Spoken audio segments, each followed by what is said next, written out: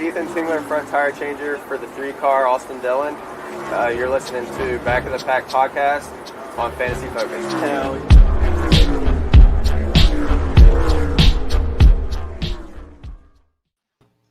What's up, everyone? Welcome to episode number 30 of the Back of the Pack podcast here on Fantasy Focus, brought to you by the Original Hooters in partnership with Monkey Knife Fight. We are headed into the Foxwoods Resort Casino 301 at New Hampshire. A little easier to say than usual, but my boy Denny took it home last week. We were on him plus 750 at Kansas. How you gents doing? Doing great. Yeah, Denny's racking up the wins, fifth for the year. We said it before we went live. I mean, it feels like we haven't talked in ages, but excited to see NASCAR back on the track and talking with you guys about some left turns. Wait, it's been a week and a half and we miss each other that much? I mean, we were talking to each other like 5 times a week with NASCAR every other day. So now it's like, I'm deprived. Yeah, well, welcome back, Freeman. It's glad this can be a counseling session if it needs to be. I'll be your shoulder to lean on and maybe cry. I'll take some tears today because hopefully we're going to be delivering some tears to the fine folks at Monkey Knife Fight with our Flamin' Hot picks. And shout out Flamin' Hot Cheetos. I had some earlier. Big cheat meal deal. Oh, good Lord. It's a good start. I'm feeling hot. I'm feeling real good. I love it. Yeah, it has been a while. I didn't like last weekend. Just felt weird. No racing on Sunday. Just didn't feel normal to me. Wasn't doing the normal pool with our boys and throwing down $20 a piece. So just didn't feel the same. So I'm excited for this weekend. I'm ready to get into it. But let's talk about Kansas real quick. General thoughts on the race, gents. Obviously, I was pumped to see Denny take it home, but overall thoughts? Yeah, it was a wreck fest compared to what that track usually is. A lot of action. It reminded me more of a short track race the further we went into it, but nonetheless, a lot of great racing action. Comers and goers. All the makes and manufacturers are up front and represented at one time or another. I thought Ford was going to run away with it between SHR and Penske, both having strong cars, but as you said, Toyota and Denny Hamlin came through and prevailed to hold off Harvick and also Keselowski there at the end. So a great race. If every Thursday race was like that, I would take a Sunday free of NASCAR for that kind of entertainment. But it got me out of whack. I want some Sunday, Wednesday racing again. Yeah, I'm with you there. I thought it was a good race. I wasn't shocked to see Hamlin win. I think we all kind of had that little bit of a hedge going in, thinking if anybody that isn't driving a Ford is going to take this away, it's going to be Denny. And he raced a good race. I mean, he really came into his own there, the final third of that race. I loved what I saw on that racetrack, but honestly, it wasn't a pretty race. It was a damn ugly race. And there are a lot of wrecks. There are a lot of problems. Wasn't the best race I've ever watched. It's go time. And a lot of these drivers and teams are under a lot of pressure because their opportunities to win race, get points are dwindling. And really what that race showed is clean air is king. William Byron took 2 tires late and, he was close to being able to maintain that positioning. So, it's really hard to, be definitive about who's going to be able to be where win because of how impactful that clean air is. You can have a 15th place car and get out front and lead the field. So you won't see that as much here at New Hampshire. It's a flatter track, a little bit more finesse is required. We'll talk about that. But, really what blew me away is Kyle Busch won his first stage of the year. And it's almost the end of summer. We're a couple hours away from August and Kyle Busch just won his first stage. Right. What? Crazy. How did that happen? I mean, then think about it. Hamlin is his teammate. Martin Truex is Hamlin's teammate. Eric Jones, Hamlin's teammate. Hamlin's over here carrying the banner for Toyota and for Joe Gibbs Racing. And where are his teammates? They effectively have similar equipment. But I just think, something about Denny Hamlin and his partnership with his crew chief and, how they're jiving and really making decisions is all the difference. He is far and away the strongest driver right now in that stable. And that was not something that anyone expected coming into the year. It's like the ghost of Michael Clark Duncan from Ricky Bobby is in his ear. Something's in his ear and it's not good. He has all the bad juju and, this is his first point for playoffs going into into the stretch of the rest of the regular season. So, if he doesn't get a win and amass some points, it is really likely we could see him out in the first or second round, which wouldn't be something that would surprise me at this point based on his performance. It was funny. I had at no point was I feeling like he was threatening to win the race. Sure, he got that stage win, but there were too many others that were surging, and he can't keep up. It doesn't make sense when you compare Denny's car to his. It has to be the driver, right? Yeah. And it's also important to understand how the track progresses. What I think Kyle Busch doesn't have that Denny has, that Harvick has right now, is they understand how these cars mature over a race, within the current package, and how to win a race. Winning a race is different from track to track, but it takes common characteristics and traits to achieve those wins. So they've won on a repeat basis. They know how to have those restarts at the beginning of the race, and how to pull their teammates up with them and get that push. So they have something in the water, in the sauce, that others don't, and I think they're going to keep that pretty close to the chest the rest of the year. Speaking of having something in the water, have you guys realized that Mr. Harvick has now had a top 5 finish in 7 straight races? It's the apples. Good. It's the apples. I mean, it's definitely the apples, and he's coming into New Hampshire here at a place where he's won the last 2 years and 3 of the last 5. Yeah, a lot of apple other ones. A lot of apple orchards in New Hampshire too, and lobsters. You know who won the other races that what lobsters are in New Hampshire? I think it was Denny and Kenseth. I think it was Denny Hamlin as well. Who? Go figure, right? Another chalky weekend, but your boy Kenseth is like 75-1, so maybe he'll pull it out. Yeah, I don't have much faith in Kenseth after watching a couple of these races. I mean, I think he started up front on one of these restarts. It's quickly shuffled. He's just not in the equipment that car was when Kyle Larson was in it. Something has changed there, and I think that he is a comparable driver to a lot of the other front runners. It's just a matter of if they decrease funding or something. But that Chip Ganassi car is not as fast as it was when Larson was behind the wheel. Well, I think a lot of it is to do with the fact that Kenseth is just paying for kids' college tuition right now. That's all. He's circling around the track. He's thinking, all right, year 1. Yep, year 2. Got him. Every race is a semester, right? Yeah, he's good to go. The kids, they're going to live great lives. He's just going through the motions out there. A little bit. I mean, I will say there are times where he gets that feeling where it looks like, oh shit, he's got that car a little bit. And you know what? He's going to challenge the leader. And then he quickly drifts back. That's what clean air does to you. It's a perfect example where it shows you a little bit of faith or get a little bit of excitement and a little bit of extra strength, and then it quickly goes away. And it's the juice. Yes, I agree. So what do we need to know about this track in general? Flat. It's flat and it's slow compared to where we've been of recent. What they're going to be doing this weekend to kind of help that along is more this traction compound.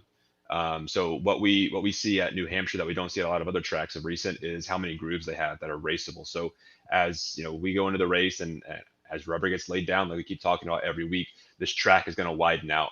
And instead of seeing people take these turns straight on, Bucky always talks about the angle of approach and how do you cut these certain angles based on, on a restart or, when you're in a rhythm. A lot of guys are going to be diamonding these corners. So it's a very flat track. You approach low, you apex, and you want to extend that straightaway as long as possible.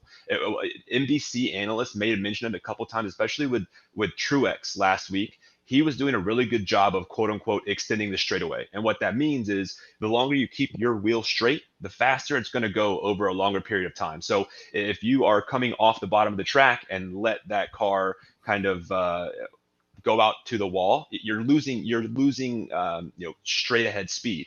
If you come into the turn higher up and you diamond off and straighten along that straightaway, your speed's going to be greater and you're going to be able to carry more momentum. So drive off, center bite, center turn are really, really big here at New Hampshire because it's so flat. That car can't load into the turn and it cannot rely on the downforce. This is a low downforce, low horsepower package, and that's something that is much different than a lot of the tracks we've been going to since the pandemic started. Yeah, it's it's all finesse going into those turns, but when you hit that certain point, you'll see a lot of guys, like Freeman said, kind of cutting that angle direct, because with the traction compound too, I think they're going to be able to keep those wheels turning quite a bit and make sure they're just dive bombing into that straightaway at not your normal angle, right? You come out and you're used to that looping turn and you're staying on your groove. These guys are going to be just cutting it out, cutting it back out, and then cutting it back in on the next turn. Yep. So you're just going to see a little bit more variation on what you're used to for the leaders, that is. Everybody else is going to be putzing around. Yeah, and I think it's going to change a lot throughout the race too. Because again, it's just a low downforce, low horsepower package, something that we're not used to of recent. So it'll be, I think it's going to be a great race. The slower races, if you will, give the opportunity for some of these back markers to have a little bit more of opportunity to fight for the win, much like the super speedways do. So I'm looking forward to some of those non-regular drivers kind of coming up and competing a bit. So when you say slower, what do you mean by that? Like top miles per hour?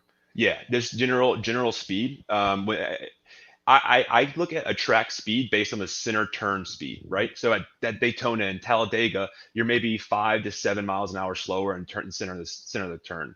In New Hampshire, that delta from top to low speed, I guess on the straightaways are probably 150, 160 maybe. And then the turns are probably getting down to 80, 90 miles an hour because they are so flat, so long, so drawn out. So maybe a little bit quicker than that. But again, that's much slower than a lot of the recent tracks we've been going to. Sure. And what that does is it decreases that skill gap, if you will, for some cars and manufacturers. And I'm looking for drivers like Ryan Preece, who has been just pooping it up, DNFs over the last 4 races, 31st in points. This is his home track. He's someone who needs turnaround, or he's going to find his butt outside of the NASCAR seat. So I think this is his weekend to really show up and someone you can really bet on for DFS. Ooh, I like that. Why do they call it the Magic Mile? It's a mile long and it's magical.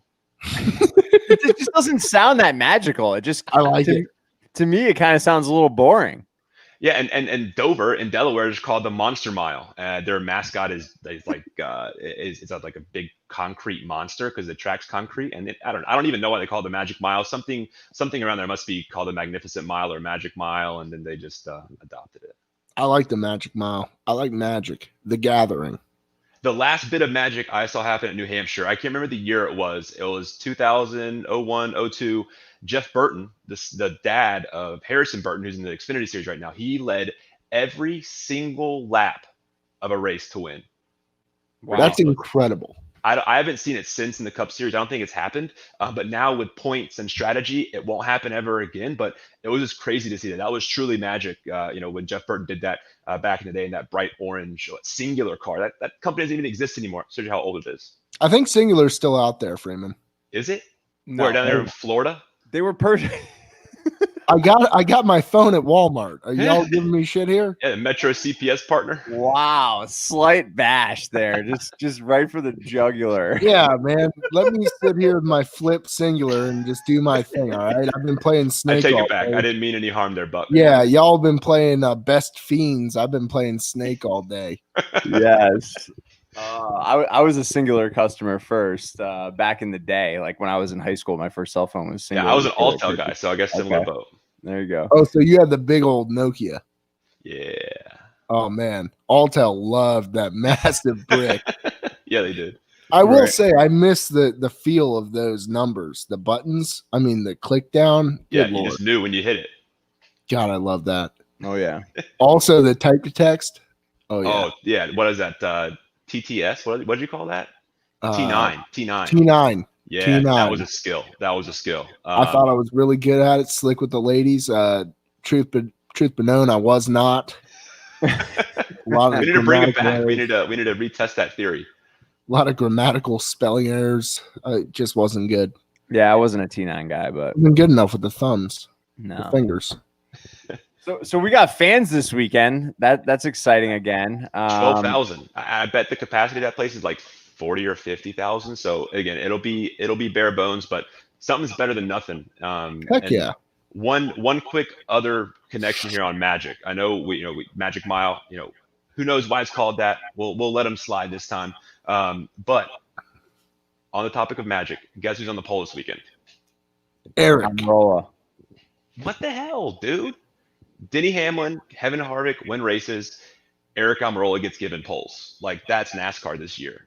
And, people like Boyer and some of these drivers who have decent top 10, top 15 starting positions keep getting shafted every weekend. So they need to do something to change this. They have to, maybe even if the top 16 drivers only qualify for the top 16 positions so that all 40 drivers aren't qualifying, we need something to mix this up, because Eric Almirola is on a lucky roll, and his teammates, half of his teammates can't catch a break. Well, the problem is he's not necessarily doing anything with it. Like, let's go. I know, and he's trying to, right? Him and Harvick both have had very consistent finishes, except the difference is Harvick wins races. Right. The one silver lining here for Almirola, last year he was winning this race with about 40 laps to go when a caution came out. He was set in the sun. He was right into the sunset. That ruined his day, but he has a really good car here. Again, he's in the same vehicle as Harvick is. And I think that that center drive off, that straight line speed, that really trimmed out car is going to have a lot of success here. And those are going to be guys to watch again. Yeah, I actually have Almirola to win. Ooh, I was gonna say I'm not bashing the guy by any means. His car is fast right now. There's no doubt about it. He's just not closing. Yep. He's not a closer. And that could be a number of different things. And even if it comes down to pit stops, I mean, a matter of a second on pit lane equates to 2 to 5 positions on pit road. So imagine if he has, one tire changer who is a little bit off of his game every pit stop, putting him behind the ball, compared to Kevin Harvick, who is achieving 1 or 2 position gains every pit road. That is a difference in a win in NASCAR, is those small little things add up to swap them out. They do that. And they do that a lot. And what you will see is funny you mention that, because you will see this in the next couple of weeks. The teams that have drivers who make the playoffs, they will chop and screw and Frankenstein up their whole pit crews to put their best guys on that front runner. Like, perfect example, RCR. Let's say that Austin Dillon makes it in, Tyler Reddick does not. You're going to get all of the guys. Ting's going to be on the front tires. He's one of their best guys in that stable. But who knows who else is going to be there? Maybe the best Jack guys on the Reddick machine. They're going to get that over to Austin Dillon's team to increase that 3/10, 4/10 of a second every single pit stop. But see, at this point, isn't it pretty much written in stone? You're going to have a Harvick Hamlin at the front leading your playoff point standings. And I would think that you would at least be doing a benefit for the entire team for putting your best tire changers, your best jackmen on Almirola's car here. Like, get him moving. Yeah, and that's unique. I haven't seen the week to week kind of changes that you're maybe suggesting, if I'm assuming appropriately. I'm a revolutionary, Freeman. I would love to see that. I don't know if that's against any kind of pit rules or regulations. I don't believe it is, but there's something to be said about synergies. Much like our podcast, as we work together more and more and more, and are able to have our conversations flow seamlessly. That's the same thing in the choreography of a pit stop. It's a dance, and right. If one person has a wrong step and throws that dance off, even if they are the best in the pit road, if they can't communicate with their teammates, it's all for naught. Tell your dog that. Love you, dude. Tell my dog that. Yeah.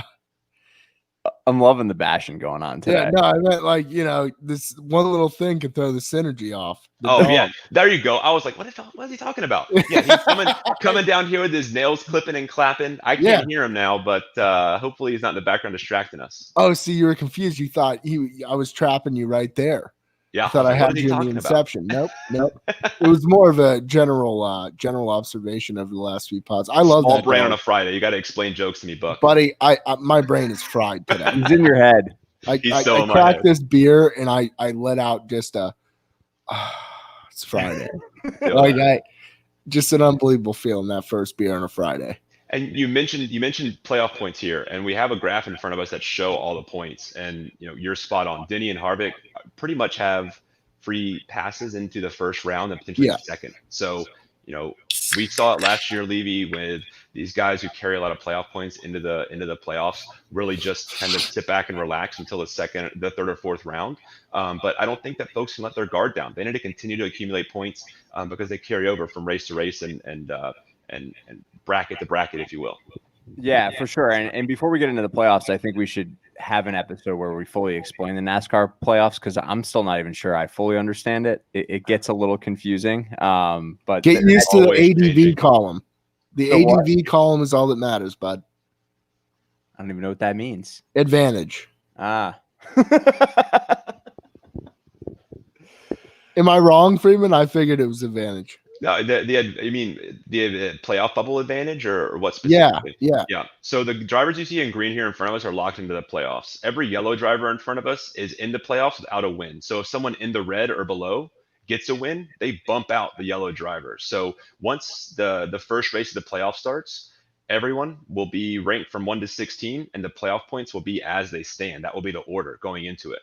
So we'll dive into it more and talk about the intricacies and how it's changed and will be different this year. But the thing about NASCAR is they change so much so often. It's hard for the for an average fan, for even an everyday fan to keep up with it. So it'll be good to see them maintain some of these systems hopefully throughout the next few years. For sure. I think that's one thing that I really enjoy about NASCAR is all the change and how they're always tweaking things. You know, they are the tweak masters. Yeah, and Tweak speaking of master change, we flex. saw a lot with the Daytona race. I mean, we've talked about this on text and on the podcast a couple of times. Is we're going on a brand new racetrack with no practice, no qualifying, no testing, very soon. So they're changing things up. They're keeping it entertaining, putting new wrinkles into the mix, and keeping us on our toes. Oh yeah, and we're basing our long-standing fantasy football league off of that race, which is going to be insane. Hopefully, there's not too many wrecks. But if you're listening out there and you're a fantasy football player and you're getting into NASCAR, is a great way to determine your draft order. Everyone gets a driver at random, and that is the order we draft in. It's just one driver, right? You don't get a stable.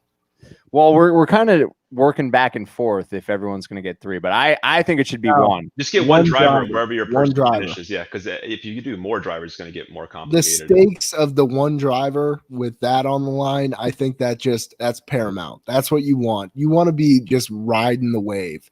And then when you inevitably get crashed on, you're like, oh, next year I'll get them. Well, what's going to be funny is to see some of these picked drivers literally finishing 37, 38, 39. Someone's going to be celebrating a back of the field, finish, even though they're going to be drafting midway through the draft. So it's kind of cool. I like that that feature of a little NASCAR in the fantasy football world. Well, for sure. Well, historically, the last 2 years anyway, we've been doing the Kentucky Derby, and it's like, if you're taking a dump, you miss the race, and you have no chance to even see where your horse finishes the race. It's over and so fast. At least you have in 2 NASCAR. minutes. You have 2 minutes. Yeah. So I'm excited. A lot of people are starting to get into NASCAR, doing something different to determine our draft order. I'm pumped. Yeah, it's unique. I was excited to hear that you're even thinking of that and doing that. It's kick-ass. I love the incorporation of a little bit of left turns. How many questions did the question master have for you, though? Our commissioner. There was bricks of text. Like I'd have to go back and read them all. There was a lot. And he gave us a lot of good questions too. As we talk about how we're gonna, create some of this evergreen content to talk about playoffs and points and all that stuff. And he asked so many great questions. And one of those ideas is just to poll the gallery and say, what do you not know about NASCAR that you want to know? How do teams get sponsorship? What is a tire actually made of? How are they different to these tracks? Like, anyone listening now, if you have questions that you want to be, a part of some of this content, let it fly in the comments. We'll screenshot them, we'll take them, and we'll give you some love in some of these short videos that'll be shared through YouTube and Instagram and Twitter, just to answer some of these questions that are burning in your bellies. Because again, NASCAR has so many intricacies from the business side to the engineering side to just straight up racing that it's hard to truly understand it all. So ask away. I love it, man. Yeah, and half those dumbass questions will probably be coming from me. So you two are the experts. I still have questions on a regular basis. I mean, even with some of these points questions and these scenarios and situations, like, I don't know. So you just have to kind of roll with it, and hopefully that there's a highlighted page in the NASCAR rules book to help you understand. Yeah, absolutely. All right, so let's get back into the race this weekend. Who historically has done well here at New Hampshire? Well, you told us earlier, Harvick is the guy. He's taken home a Mhm. lot of lobsters. He is a flat track master, if you will. We always talk about him being able to carry the speed, and his finesse is a little bit different than other drivers. And second to him is definitely a Denny Hamlin of the world. So both those drivers have favorable odds going into the weekend. They have momentum on their side. But I hope that we break away from the chalkiness of some of these recent winners outside of the two first timers, and find some drivers like the Martin Truexes, or even a Jimmy Johnson, or dare I say Kyle Busch. You see some of these guys have some success that are a little bit different than the traditional drivers that have been having success over the past few weeks. Bucky. Oh, you know who I'm going for? It's Joey Logs. Yeah. Well, I mean, I know your longer shot is Almirola to win, right? I hope it's someone different. Listen, week in and week out, I'm rooting for Denny Hamlin, and I'm not a Denny bandwagon. I've been on the Denny train since I started watching NASCAR last year, before he was even that good. Uh-huh. Well, in the last couple of years anyway. But now he's just dominating. So I root for him every week. I had my Denny shirt on all day yesterday while I was working. I was feeling excited about it. But I agree. I hope it's not so chalky this weekend. But we'll see what happens. He's starting second too. I think there's a good shot of some real wild cards here. Bubba Wallace has not been racing bad. He's been wrecking. Or getting wrecked. Well, I mean, there's two ways to cut an apple, right? You got the core, and then you have just regular old cut and dry with my knife, the way that I like to do it. But I for whatever reason, I got a feeling about the 43 car this weekend. I think he's going to race well. I think the track sets up well for him. I would not be shocked for him to get a top 10 in this one. Competing for the win, not too sure about that, but honestly, I think he's been racing well. His reps starting have not. 15th. Yeah. That's a good position for him. And some news hot off the rumor mill is he may be someone that will replace Kenseth at Chip Ganassi next year. So there's an alliance with the McDonald's sponsorship. Of course, we know the turmoil with Kyle Larson, and how where Bubba Wallace fits into that equation. That would be a heck of a move, especially with someone that is as seasoned as a teammate as Kurt Busch, if he continues to stay with the stable. So I like that for Bubba. One thing that people don't remember is Bubba Wallace is a one-car team. He doesn't have a veteran to lean on. Right. Yeah. Eric Almirola drove that car before him with that stable. There used to be another Petty car on the track, but they just haven't been able to perform, and are down to a one-driver, one-car team that really has had back-of-the-pack speed, where Bubba Wallace has overachieved of recent. So I would love to see him in a little bit of a faster car, because I think he can be with the upper echelons if he has comparable equipment. Oh, I'm looking forward to this offseason. You're getting me juiced up. I'm ready. How do you feel about Kurt Busch in this race? Because I kind of dig that monster. Yeah, Kurt's always a sleeper at these tracks when we don't talk about him for a couple of weeks. He's a veteran guy. He's someone who came into the sport, in the early 2000s, and just knows how to get around. So if there's a track that, or if there's an opportunity for him to pounce and take advantage of cautions and utilize his, wits and wisdom to navigate some of these late restarts, that's when he shines. He's not one of these drivers who is going to wow you with his ability to drive. He's going to wow you with his ability to make smart decisions and really avoid disaster, unlike others. So I think he's someone who can really pull out a top 5, top 7 finish here. Again, he has had speed. He's been in the top portion of the field of recent, and we've heard his name a good bit on these broadcasts.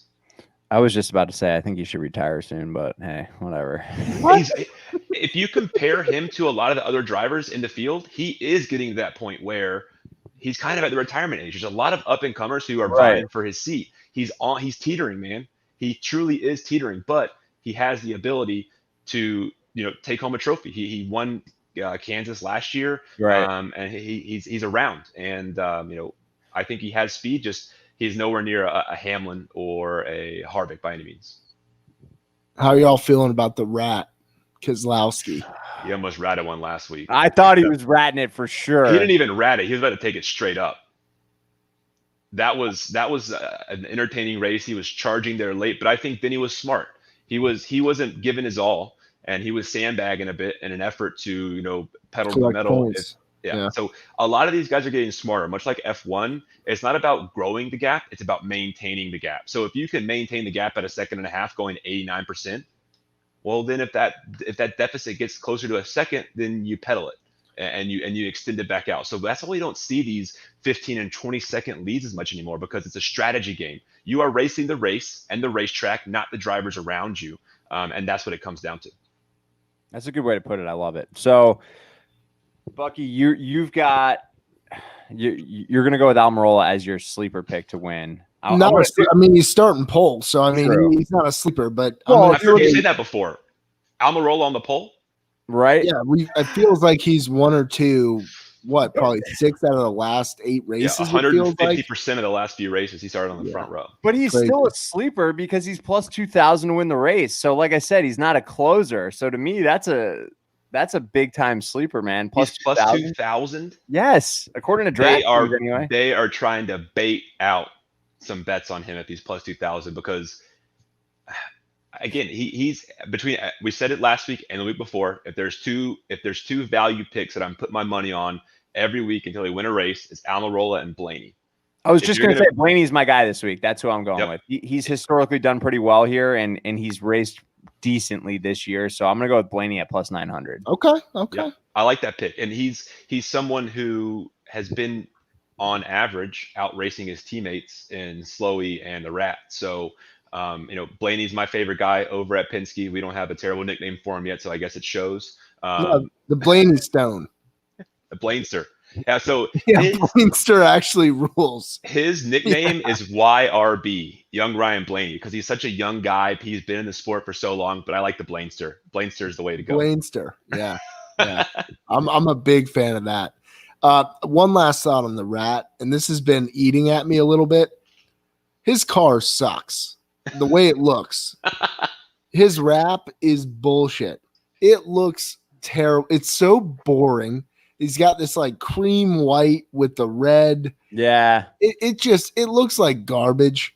Like it's suiting that it's the Rat in that car, but I would prefer like gray with a fucking tail coming out the end. Like I would love that. Right. Like give me a little rat nose on there. You should make one of those paint schemes in a NASCAR heat for us. We'll post it on social. the Rat scheme. This is called the Ratmobile. And for those paint schemes, I don't want to go too far in this rat hole here. No pun intended. No, I love going down these rat holes. This is what makes it good, Freeman. When we can talk about the things that just like casual observations that I think a lot of people resonate with. So give us your take on what you're going to say, because I have plenty. Boring brands make boring sponsors make boring paint schemes. So Worth is like an industrial tool company or something, right? And they're just like white, red, and black. The 3 primary colors, the marketing. It's not very fun. But you look at Hooters, a fun, up, and just in-your-face brand for all the right reasons. They put badass schemes on Chase Elliott's vehicle all the time. And even, we had UniFirst. What a boring paint scheme for Elliott. Lord. So, when you think of, even like the Coca-Colas of the world and McDonald's, they have fresh, nice, sharp schemes because, again, I think it's a little bit more of a fun brand, and they take it seriously and what it means to be on a race car national TV like that. So a small observation for Bucky. Well, Keselowski just doesn't take me as like an exciting guy. An unexciting guy should have an unexciting sponsor in a shitty paint scheme. Like I'd be embarrassed if I was driving that shit wagon. It's a boring car. It is. I see it on the track, and I never associate it with Keselowski because I'm like, oh yeah, here comes this shit wagon pumping around there again. Oh, it's number 2. Okay, yep, Keselowski. There you go. I don't see it jump off. And you say like boring companies lead to boring paint schemes. I think the classiest, and I'm going to go back to Chase here, is the Napa. The Napa Auto Parts scheme is so clean. It is so fresh. It just screams like it's 1982 and we are cruising. Yeah, it's like a modern retro, if that's a thing. Amazing. And So like there's give and take there. There really is. But there's also, for me, I like this type of conversation, by the way. So I want to go down this rabbit hole.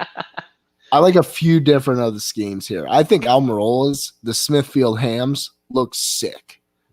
Black The and white. black and gold. Oh, yeah, I dig that. It looks so good. A couple others that I like. I mean, as you know, it might be sacrilegious or whatever. We had a commenter a few weeks ago talking about the Monster Energy Kurt Busch #1. Yes. That thing is clean, matte black, just something about that. But really, the I basic think paint schemes, man.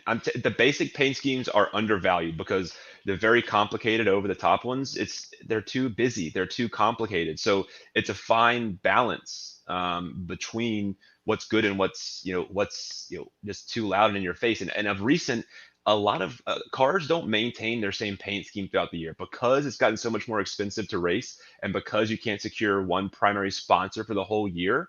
It's almost like a brand identity thing. Jimmy Johnson races half of the races in one car, and then every other race after that is a different vehicle. It's like, damn, I want to see the same paint scheme on the same car like the good old days. I And agree. it's something that you remember. McDonald's doesn't change their logo and color all the time. Why is Jimmy Johnson always changing the sponsor on his hood? We know the reason why, but we can be salty about it. This is Yeah, true. and the thing is, you look back to the old Jimmy Johnson, you're blue and yellow, and that's what you associate with the guy, right? And then all of a sudden, he's just coming out with black and purple. It just doesn't fit. And I totally understand. You're at the whim and the will of your sponsor, totally. I'm sure that they have some driver input on a few different things. I would hope so if you're at Jimmy Johnson's level. But, for me, the paint schemes right now are not great. They need to work on it. One that is super clean though, and the last one I want to talk about is when Bubba Walls comes out in that STP, that baby blue, that white, that red, Happy blue, baby. that pops. It is That's fresh. a phenomenal paint job. Yeah, They need to come out.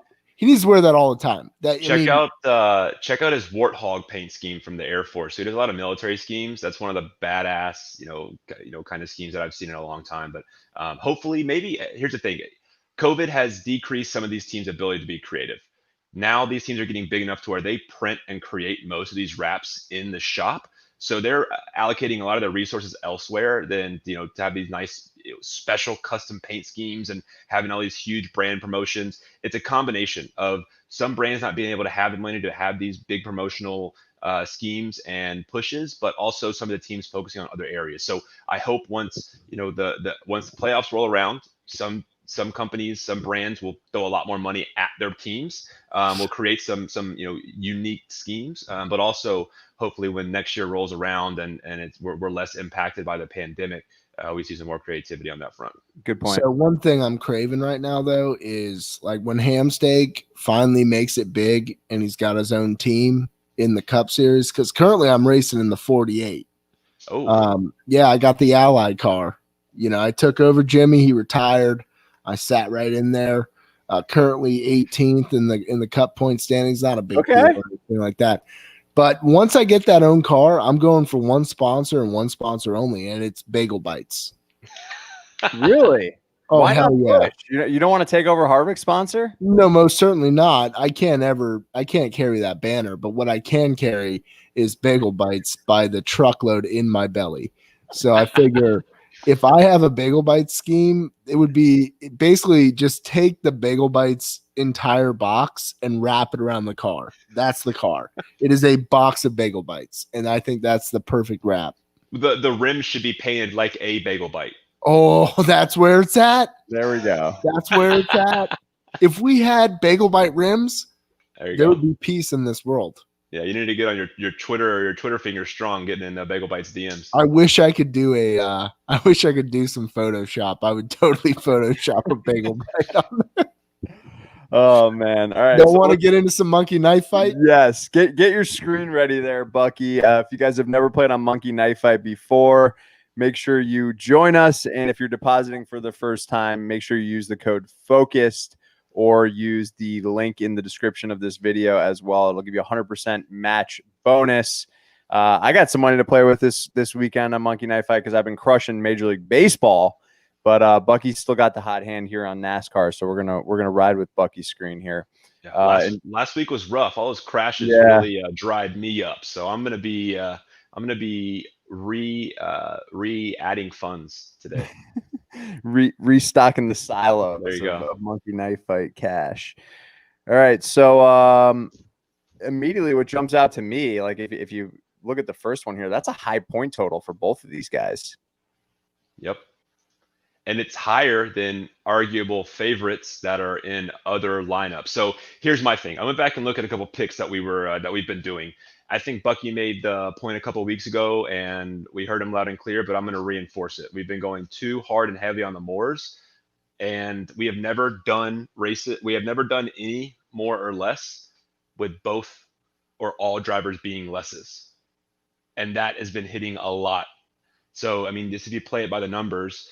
If we just have one more and one less here, that's saying that one of these individuals is going to finish in the top 3 or lead laps and finish in the top 10. So, that's not always very likely. And these guys both are starting outside the top 10.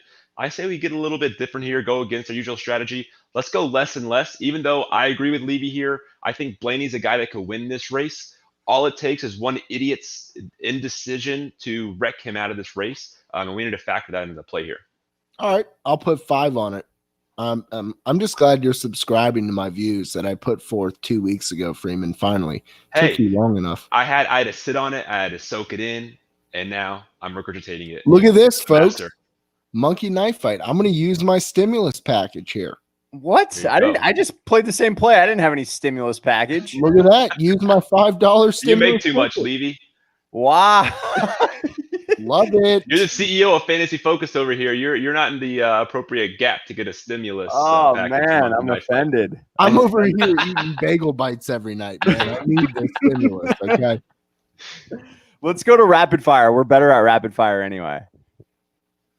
That one was low hanging fruit. I want to emphasize to the people 17.5 is a lot of points. If you don't know the way the scoring breakdown works, we'll go ahead and walk through it. I got to go back to that. Hold on. I got you. So if you want to know how this works, here it is for y'all. Every lap led, you get a 1/10 of a point. First place, 20 points. Second place, 19. Third, 18. And so on and so forth. All the way down to 20th place gets 1 point. So when you think about 17.5, right, what are they saying? They're saying that we're going to need to lead laps. Well, if there's anything that we've seen recently, between stages, there's going to be a little bit of switching in terms of who's leading laps. There have been some we great have seen a battles. lot more individuals leading laps. Oh, absolutely. And we've seen so much switchover and changeover on those lead laps where, some of these race car drivers are leading like 40 laps and winning the race, right? Yep. So if you're leading, that's 40 laps, you're getting 4 points. Okay.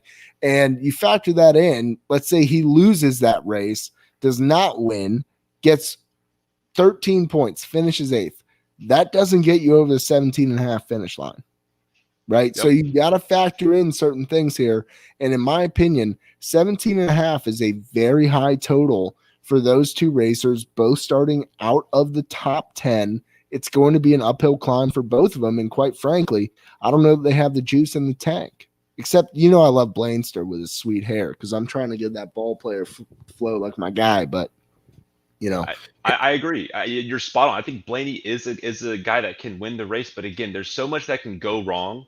If you're not starting up front or there, with how much calamities going on, sometimes you got to mix it up. And to the exact opposite side of your angle and kind of standpoint, if you lead a couple laps, but then you crash out as well as your competitor in some of these rapid fires, that lap leading difference can make the difference between a win and a loss. You can finish 40th, but if you lead 30 laps and you're going up against someone that also crashed out outside the top 20 with no laps led, that's going to make you money in Monkey Knife Fight. So keep that in mind as well.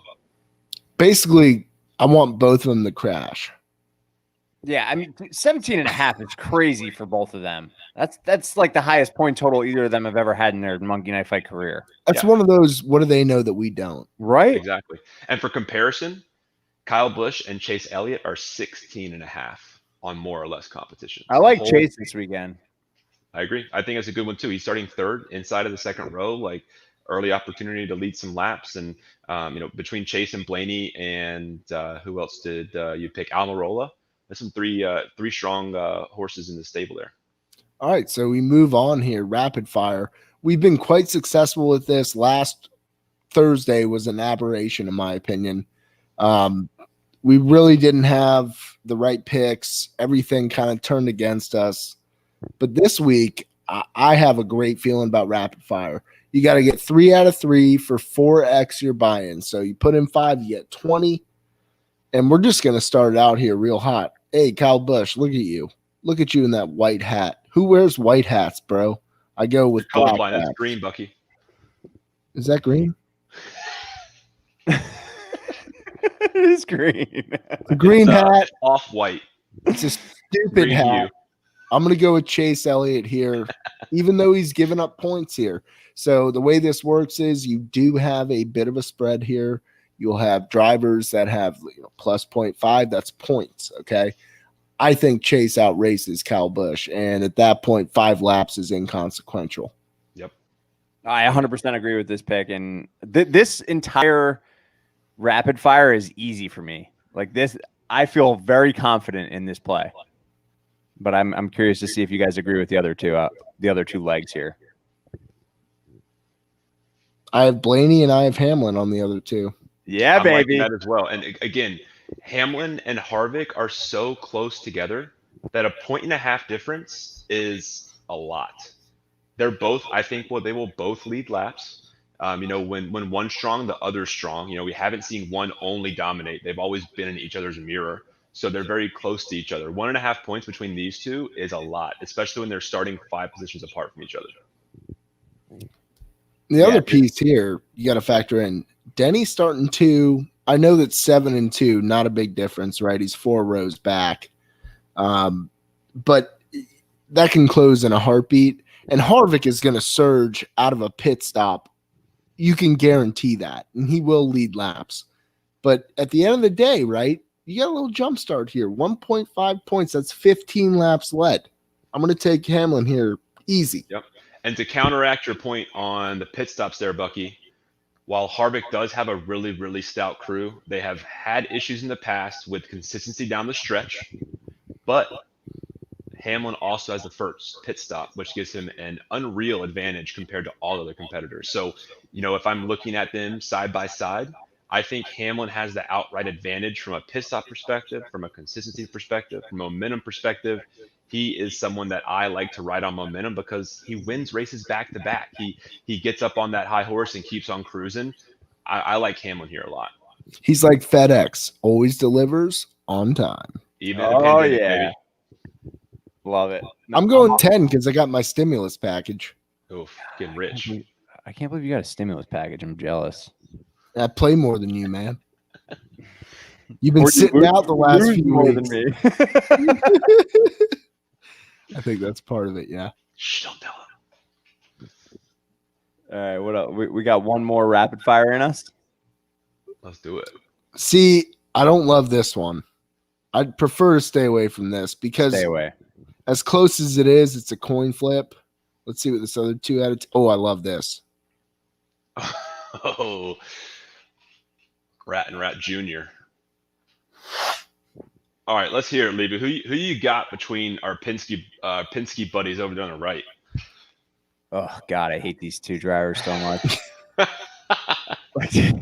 I couldn't possibly dislike 2 NASCAR.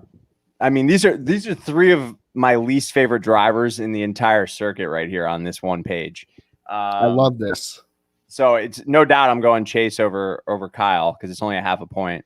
Check. But for me, 1.5 points is so many points, and I'm not keen on either of these guys at this track. So I'm going to go Logano plus 1.5. I'm still going to go Kez here. I'm going to go the Rat. Yeah, and I'm going to go with Levy here and Logano. What the difference is here, this is a home track for Logano. A little bit of family love in the area, somewhere that he knows very well. I think he'll pull it out. And again, Keselowski's is someone that we've seen at the front in back-to-back weeks. He may have used up all his good juju for a couple of weeks there last week at Kansas. Yeah, that's the other. I mean, he has been racing well. I hate to say it, but yeah, he has been. He's running out of steam for sure. I went with you guys. He talked me into it. Always got to tug at my heartstrings and whatnot. Are we gonna do a sack here? A $1 or $2 sack? I want to do one rapid fire 3 out of 4 as always. Okay. Yep, good call. So 3 out of 4. All you got to get is 3 out of 4 for 2 extra buy-in. It eases things up a bit, but you have to kind of play that. Am I going to lay this bet a little bit compared to what I've done previously? For this one, I think, actually, to be quite fair, I like going Harvick here over Hamlin. Yeah. Just in case. As the heel turn. Yep. And then sticking chalk throughout this. Yeah. So you think Harvick and then Blaney and then Elliott and then Logano? Is that like, if we're gonna stick to what we were previously, or you think different?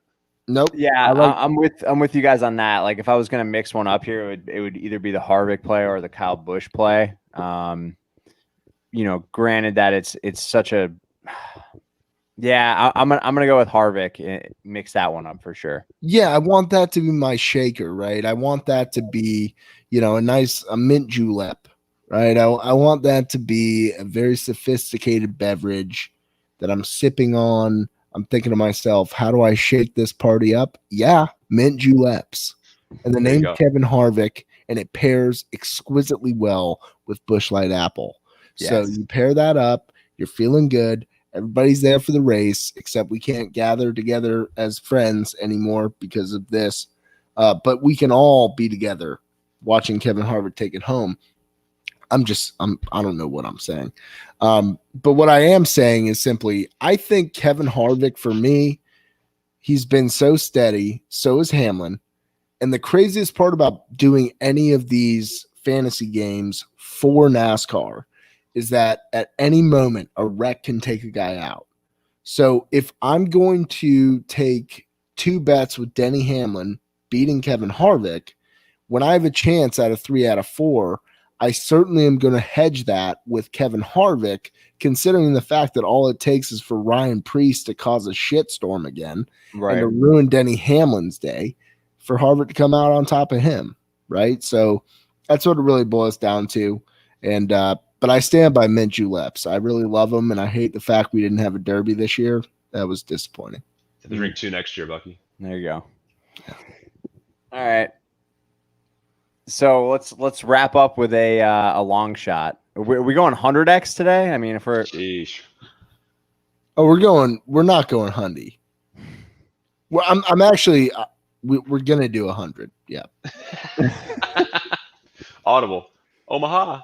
So this is 100x if you can pick each of these correctly. This is just madness. It's impossible. You want to watch what I'm about to do here? Yes. Less them all. You're so predictable, Bucky. I love it. Eric Jones wins. I said you're predictable because I thought you were going to do something differently, and watch you win it. You're going to kill it this time. Look, I'm sick of sitting here on the Levy or the Bucky double tall boy pack of Busch Lights and sitting here and trying to navigate this like I'm some MIT scientist. I'm not. I went to the University of Florida. I mastered in sport management and business administration. Okay, double major, no big deal. Okay, not huge, but I'm not a scientist, man. I didn't go to MIT. I didn't go to Harvard. Here's what I know. These numbers are high. Right.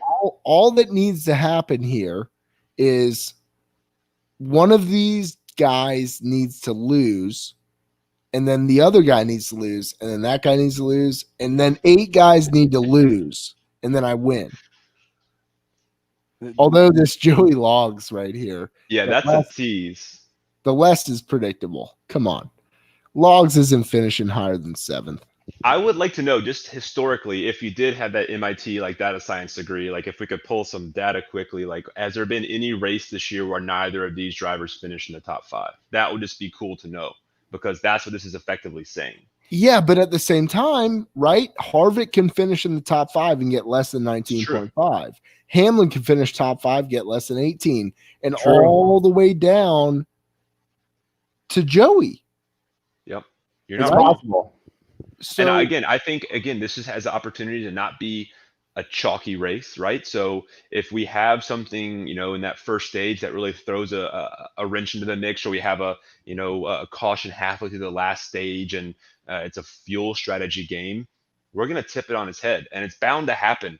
Just in NASCAR, these things are cyclical. They come and they go. We haven't had one of those races where it's a long green flag run with fuel mileage and green flag pit stops. So this has a chance to do that, especially if they get through the first 20 or 30 laps of a run. This track has a tendency to go long. So look out for that. And I think the more that happens, the more likelihood that you're gonna hit this big old bag of tall boys or sack or whatever you want to call them this week.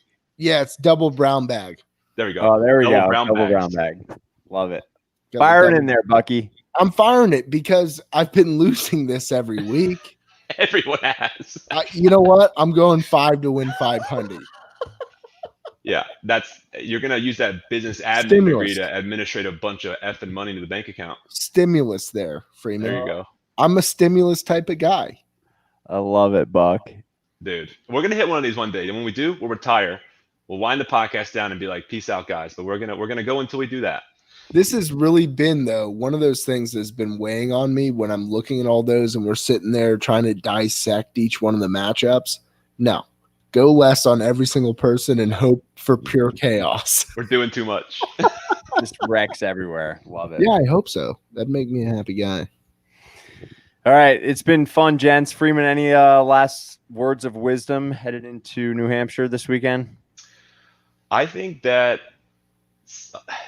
some people's careers are going to be made or broken over the next few weeks. So I think before the playoffs come, we'll have a new winner. I think someone new will win before Kyle Busch wins. Wow. And I'm just excited to see what happens in the playoffs. The more unexpected that comes, the more excited I am as a fan. And if that costs me $15 or $20 a week and losing some bets on Monkey Knife Fight, that's the cost. That's just the cost of doing business, baby. That's it. That's no limit, baby. When I'm $500 richer in Monkey Knife Fight bucks, I'll go ahead and just proceed to give out handouts. I'm a charitable gentleman. And no, I want to make a proclamation. If I win that, okay, if I get the 500 there, if you like and subscribe to this YouTube channel and also shoot us a tweet that says you liked and subscribed to Fantasy Focused, you will get a $5 stimulus package directly from me. Love it. Little Cash App. There we go. Whatever it takes, I'll figure it out. Damn, Bucky, I you're putting promise up that's a good stand. I like that. Yeah, I'll give you $5 stimulus. It's called the Buckulus. Sounds like Oh, a prehistoric man. shark or something. It is. It's actually one of the largest in the sea, brother. Used to be, at least, before it died off. Damn blue whales got him. Love it. All right, gents, it's been fun as always. Good luck this weekend. Looking forward to getting back to some Sunday racing. I'm cheering for Denny as always, but in the back of my mind, I got the Blainster as my long shot. But this has been episode 30 already. Make sure you guys are checking us out on social media at BackOTPack and at Fantasy Focused. And we will see you guys next week. Thanks, guys. Thanks for having me on, gentlemen. I'd be thrilled to join you again one day.